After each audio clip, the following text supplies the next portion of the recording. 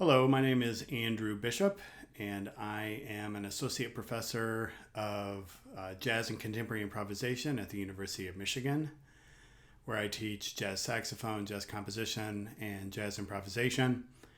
And I'm also the director of the Interlochen Summer Jazz Institute. And today we're going to be talking a little bit about transcription. One of the things that you are going to hear over and over again as a student of jazz and improvisation is the word transcription. And it's going to come at you in so many different directions. I remember when I was a young student of this music, I would just hear this word incessantly. It's like, what are you transcribing? When are you transcribing? How much are you transcribing? Where are you finding your transcriptions? These sorts of things are going to be sort of lobbied at you constantly.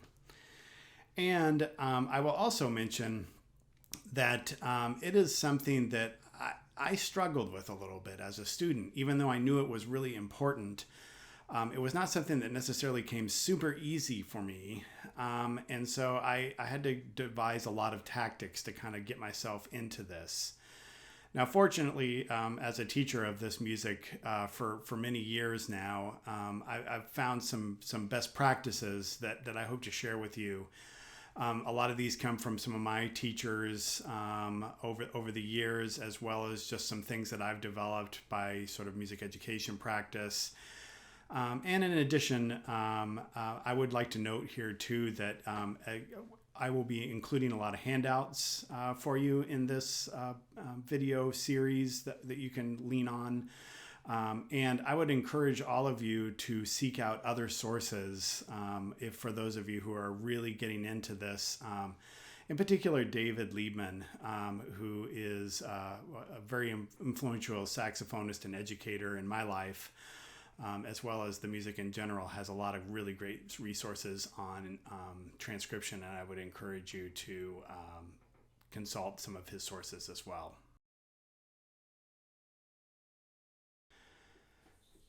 Now, the first thing to kind of embark on here is the word itself, transcription. Can be a little misleading for our purposes because literally the word transcribe means to write out. And the fact of the matter is, a lot of times in a jazz scenario, we're actually not writing it out, even though we still call this process transcription. So we're learning it at the very least on our instruments. Now, in the process that I'm going to talk you through today, we are going to write it out. And there are some benefits to both of these. I would encourage you in your process to find out which one works the best for you. In the case of not writing it out, I think that the thing that is wonderful about that is that you really get it on the instrument and it lives on the instrument. And it just becomes sort of the magic is sort of revealed through the instrument itself. Also, a lot of this material was never really meant to be written out.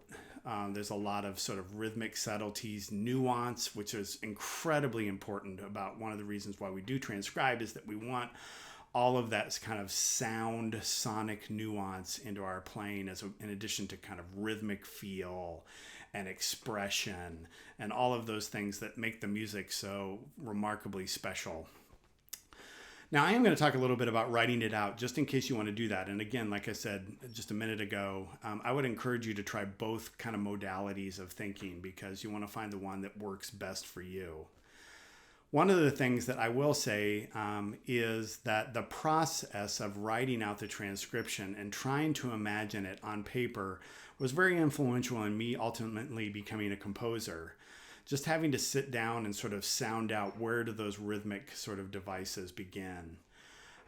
Furthermore, it can often give you a visual understanding of what's happening with the chord when you can literally see sort of the connections between what the player is doing and what the player is related to the harmony or to the melody. And so forth. So there are some benefits to both. I would encourage you personally to try out both of these.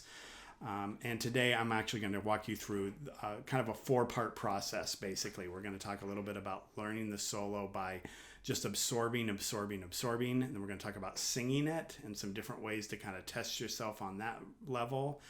Then we're going to talk about how to learn it on your instrument, and then how to write it out. And then also some related things after writing it out, some things about how to transform the material so that it can become more useful and more readily available to you. So one of the first questions that's often asked is, what do I transcribe? And I'd just like to say that I have included just some general thoughts. But I would encourage you to explore. This music is just full of some remarkable musicianship. And I would just encourage you to explore the ones that, number one, that really attract you to the music and to the ideas that are being performed. And I would also encourage you to pick ones that you really, really like, but also ones that are going to be doable. Transcription was something, again, that was sort of said to me over and over again about its importance, and it's something that I struggled with as a student. And fortunately, I've developed a lot of techniques and some ways to get into this that can kind of help us absorb the sound a little bit. Now, the first step here is to listen to the solo over and over and over again. I like to, a lot of my students like to use software to even cut it down so that they can, like, for example, GarageBand or some programs like that, where you can actually cut the solo down and just put it on constant repeat so that you're just listening to it over and over and over and over again. I also like to give my students a little bit of time to let this absorb, and just suggest that potentially for even a week, as much as a week, you don't even touch this on the instrument. You're just listening to it. You're listening to it. I like to say both actively and passively. For example, a lot of my students listen to this on the bus, or they'll listen to it while they're working out, but also they'll just sit down and listen and listen and listen. And what you're doing is you're just getting those sounds in your ears first and foremost. As I mentioned, that when I struggled with the transcription early in my development, this was one of the things that I didn't give myself nearly enough time to do. I didn't have enough time to just sort of listen to the solo enough so that I could really get to it. So don't cheat this part of the process, because it's arguably one of the most important processes, as is the next process, which we're going to talk about, which is singing the solo. Now, what I think is actually the most important part of this entire process is getting it to the point where you can sing the solo along with the artist. And there's a lot of different ways that you can check yourself too, which I'm also going to show you. So I'm going to use my computer here, and I'm going to play for you an excerpt from a solo by the great tenor saxophonist John Gilmore. This is actually from a Sun Ra record, but it is it's an example of two choruses of just remarkably perfect hard bop tenor playing. It's a great first transcription. It's got a lot of great materials in it. And I would encourage some of you to potentially use this as a transcription.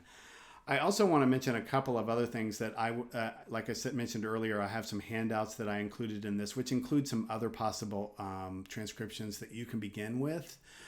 But this is a good one. One thing also, before I get started here, in the digital age, we do have the method to be able to slow down the music in different ways. It does distort a little bit, but the pitch doesn't lower. I always like to joke with my students that when I was learning a lot of these solos, we were using these tape players that you go down to half speed, and literally John Coltrane solos sometimes sounded like again, one of the important things to being able to just sing it so that you don't have to try to, you can just work towards listening deeper into the details, but getting sort of the pitches and the connection to ear hand is not going to be as difficult if you can sing it. So Next, I'm going to demonstrate a little bit about singing the solo, and I'm going to sing the John Gilmore solo, and then I'm also going to show you some different ways that you can test yourself to see how well you're doing.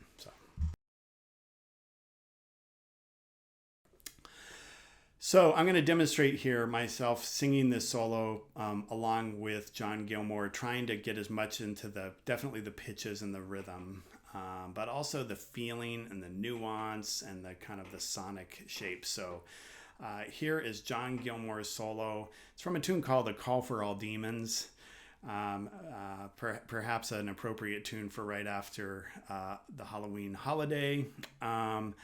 But most importantly, this is just such a great solo, and it has so much great material in it. It's short, it's compact, and I use it a lot. So I'm going to sing along here with John Gilmore.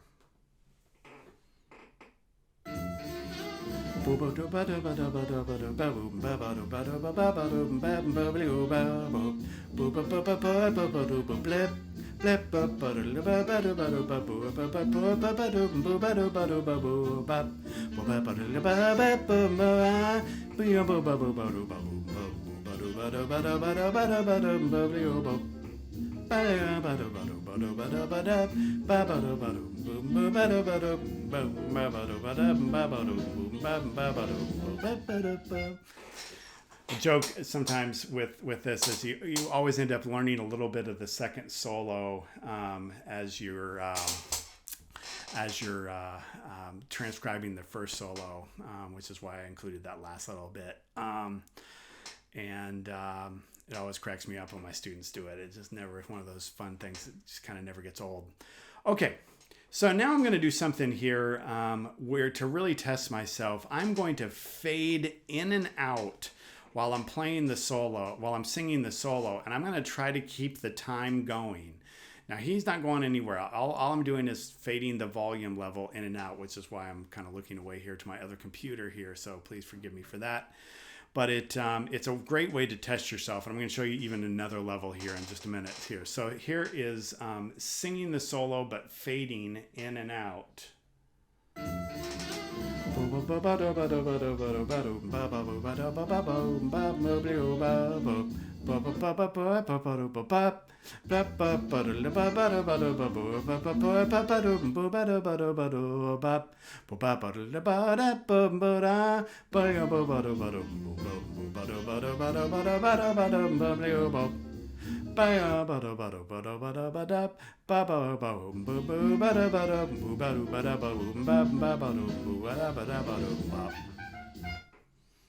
Okay, so if you can get to the point where you can do that, you know you've got it. It's also just a great way to kind of work on your time and test your time.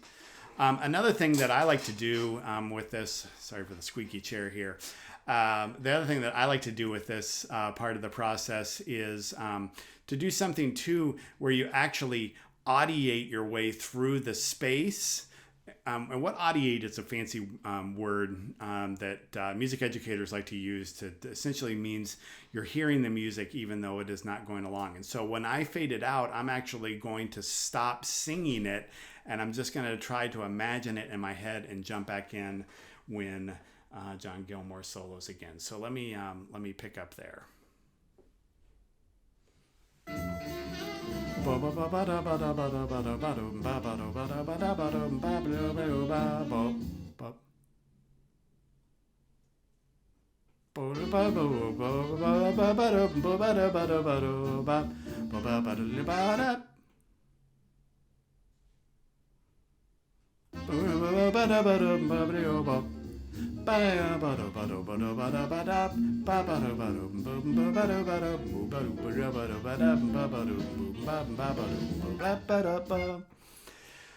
Okay, so that's a little bit about making sure that you do this part of the process is really, really imperative. In a lot of ways, I think this is maybe the most important thing that you do. You're learning how to sing the solo. You're learning how to really engage in the time and practice it. Of course, we want to get the material on our instrument, but which is what we're going to talk about next. But don't skip this part of the process.